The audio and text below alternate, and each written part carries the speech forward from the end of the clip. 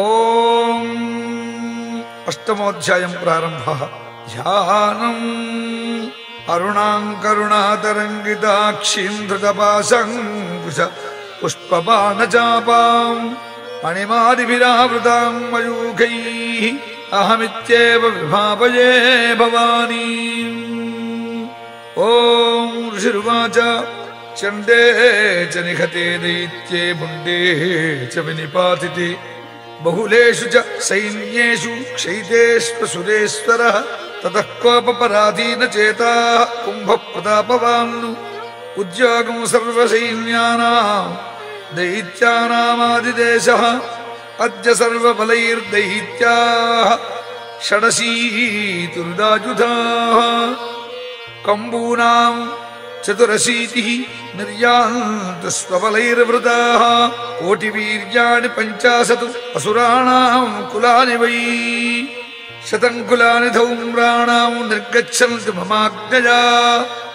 కాలకాదౌర్హృదా పౌర్యాః కాలకేజాస్తథాసురాః యుద్ధాయ సజ్జా నిర్యాంతు ఆజ్ఞయాత్తరితా మమ ఇత్యాజ్ఞాప్యాసురపతిః శంభో భైరవశాసనః నిర్జగామ మహాసైన్యః సహస్రైర్బహుభిర్వృతః ఆయాంతం చండికా దృష్ట్వా తత్సైన్యమతిభీషణం జ్యాస్తనైః పూరయామాసాధరణీ గగనాంతరం తతః సింహో మహానాదమతీవ కృతవాన్ నృప ఘంటాస్తనేన తన్నాదమంబికాచోపబృంహయతు ధనుర్జ్యా సింహఘంటానాం నాదాపూరితదింఖా నినాదైర్భీషణైః కాళీ జిగ్యే విస్తారితానన తం నినాదముపసృత్య దైత్యసైన్యైశ్చతుర్దిశం దేవీ సింహస్తథా కాళీ సరోష్టైః పరివారితాః. ఏతస్మిన్నంతరే భూప వినాశాయ సురద్విషాం భవాయామరసింహానామతివీర్యబలాన్వితాః బ్రహ్మేశ గుహ విష్ణూనాం తథేంద్రశ్చ శక్తయః శరీరేభ్యో వినిష్క్రమ్య తద్రూపైశ్చండికాం యయుః యస్య దేవస్య యద్రూపం యథా భూషణవాహనం తద్వదేవ హి తచ్చక్తిః అసురాన్ యోద్ధుమాయయౌ. హంసయుక్త విమానాగ్రే సాక్షసూత్రకమండలుః ఆయాతా బ్రహ్మణశ్శక్తిః బ్రహ్మాణీ సాభిధీయతే. మాహేశ్వరీ వృషారూఢా త్రిశూలవరధారిణీ మహాహివలయా ప్రాప్తా చంద్రరేఖా విభూషణ కౌమారీ శక్తిహస్తా చ మయూరవరవాహన యోద్ధుమభ్యాయయౌ దైత్యానంబికా గుహరూపిణి తథైవ వైష్ణవీ శక్తిః గరుడోపరి సంస్థితా శంఖచక్రగదాశార్ంఘ ఖడ్గహస్తాభ్యుపాయయౌ. యజ్ఞవారాహమతులం రూపం యా బిభ్రతో హరేః శక్తిః సాప్యాయయౌ తత్ర వారాగీం బిభ్రతీ తను నారసింహీ నృసింహస్య బిభ్రతీ సదృశం వపుః ప్రాప్తా తత్ర శతాక్షే ప్రక్షిప్త నక్షత్ర సంహతిః వజ్రహస్తా తథైవైంద్రీ గజరాజోపరి స్థితా ప్రాప్తా సహస్రనయనా యథా శక్రస్తథైవ సా తతః పరివృతస్తాభిః ఈశానో దేవశక్తిభిః అన్యంతామసురాః శీఘ్రం మమ ప్రీత్యాహ చండికాం తతో దేవీ శరీరాత్తు వినిష్క్రాంతాదిభీషణ చండికా శక్తిరత్యుగ్రా శివా శతనినాదిని సా చ హధూమ్రజటిలం ఈశానమపరాజిత దూతత్వం గచ్చ భగవన్ పార్శ్వం శుంభ నిశుంభయోః బ్రూహి శుంభం నిశుంభం చ దానవావతి గర్వితౌ ఏ చాన్యే దానవాస్తత్ర యుద్ధాయ సముపస్థితాః త్రైలోక్యమింద్రో లభతాం దేవాః సంతు హవిర్భుజః యూయం ప్రజాత పాతాళం యది జీవితుమిచ్చథ फलाफलेपादथ चेद्भवन्तो युद्धकाङ्क्षिणः तदा गच्छत तृप्यन्तु मच्छिवाः पिशितेन वः यतो नियुक्तो दैत्येन तजा देव्या शिवः स्वयं शिवदूतीति लोकेऽस्मिन् ततः साक्षादिमागता तेऽपि श्रुत्वा वचो देव्याः सर्वाख्यातं महासुराः अमर्षा पूरिता जग्मुः यत्र कात्यायनी स्थिता ततः प्रथममेवाग्रे शरसिक्तिष्टिवृष्टिभिः ववर्षुरुद्धता वर्षास्ताम् देवीममरारयः सा च तान् प्रहितान् बाणान् शूलशक्ति परश्वत्थान् चिच्छेदलीलया ध्याता धनुर्मुक्तैर्मघेषुभिः तस्याग्रतस्तथा काली शूलपातविदारितान्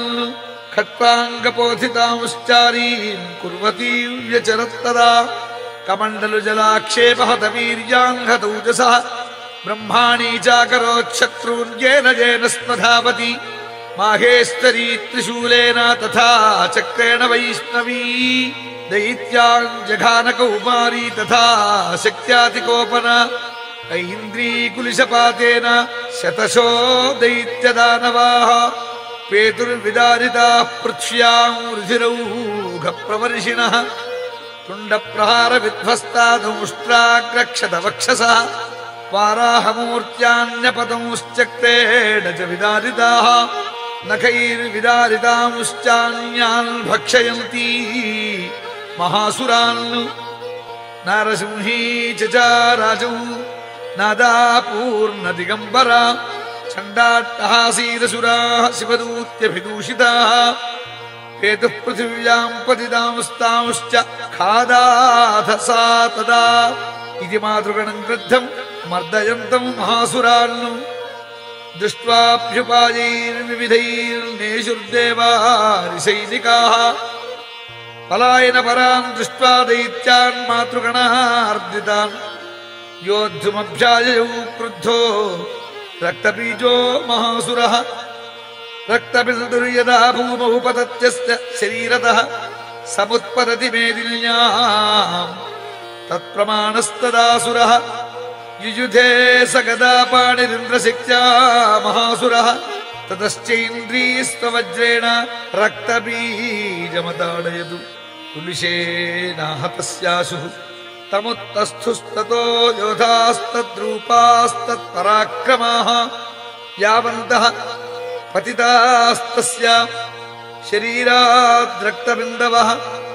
तावन्तः पुरुषा जातास्तद्वीर्यबलविक्रमाः ते चापि युयुधुस्तत्र पुरुषा रक्तसम्भवाः समं मातृभिरत्युग्रशस्त्रपातातिभीषणम् पुनश्च वज्रपातेन क्षतमस्य शिरो यदा पवाह रक्तं पुरुषास्ततो जाताः सहस्रशः वैष्णवी समरे चैनौ चक्रेणाभिजघानः गदया ताडयामास ऐन्द्री तमसुरेश्वरम् वैष्णवी चक्रभिन्नस्य रुधिरस्रावसम्भवैः सहस्रशो जगद्व्याप्तम् तत्प्रमाणैः महासुरैः शक्त्या जघानकौमारी वाराही च तथासिना माहेश्वरी त्रिशूलेन रक्तबीजं महासुरं स चापि गदया दैत्यः सर्वा एवाहनत् पृथक् मातृः कोपसमाविष्टो रक्तबीजो महासुरः तस्याहतस्य बहुधा शक्तिशूलादिभिर्भुवि पपातयो वै रक्तौघस्तेनासञ्छतसोऽसुराः तैश्चासुरास्पृक्सम्भूतैः असुरैः सकलं जगतु व्यात्तमासीत्ततो देवा भयमा जग्गुरुत्तमम् तान् विषण्णान् सुरान् दृष्ट्वा चण्डिका प्राह सत्वरा उवाच कालीं चामुण्डे विस्तीर्णं वदनं कुरु मच्छस्त्रपादसम्भूता रक्तबिन्दून् महासुरान् रक्तबिन्दोः प्रतीच्छत्वं रक्तेनानेन वेगिना भक्षयन्ती चररणे తదుత్పన్నాన్ మహాసురాన్ ఏషమేష క్షయం దైత్యః క్షీణరక్తో గమిష్యతి